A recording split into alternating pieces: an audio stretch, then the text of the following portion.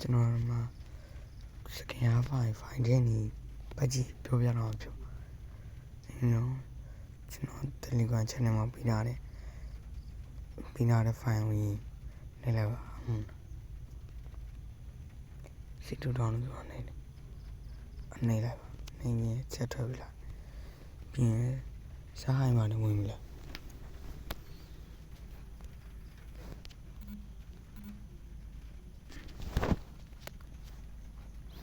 ပြီးရင်မှာdownload ဆိုတဲ့စာလေးနှိပ်ပြီး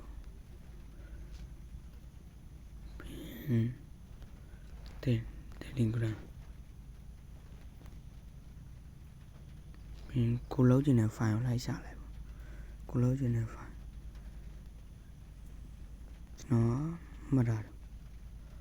အောင်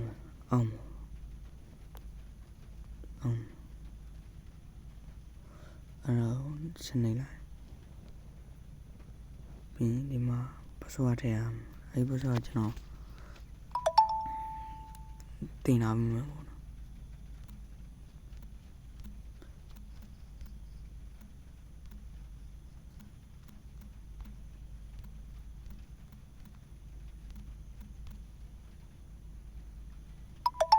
ပြီးအမှန်ကြီးလုံးပြီး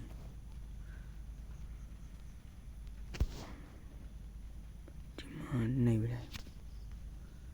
အဲ့ဒါပြီးအဲ့ဒီ file လိုက်ရှာပြီအဲ့ဒီ file ရ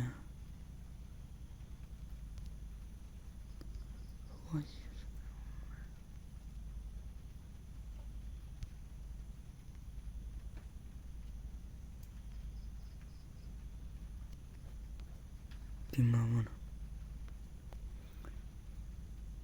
အဲ့ဒါနေလိုက်ပြီးဒီ file ဖိထားလိုက်ပြီးမယ် copy ဆော်လာလေးနေပြီလားနေပြီး device တူလို့အပေါ်ပြန်နေပြီလားအမ device လို့ရရှိတယ်အဲ့နေလားနေပြီး Android နေလိုက်ပြီးရင်ဒီသားနေလိုက်ဒီပတ်ကြည့်လိုက်ရှာလိုက်ပတ်ကြည့်မှသူရနေလိုက်ပြီးဒီနေရာမှာ find ထည့်ရအောင်အဲ့တော့တစ်ချက်နေခဏစောက်ပြီအဲ့ဒါဆိုရတော့ကိုပတ်ကြည့်တယ်ဝင်ကြည့်လိုက်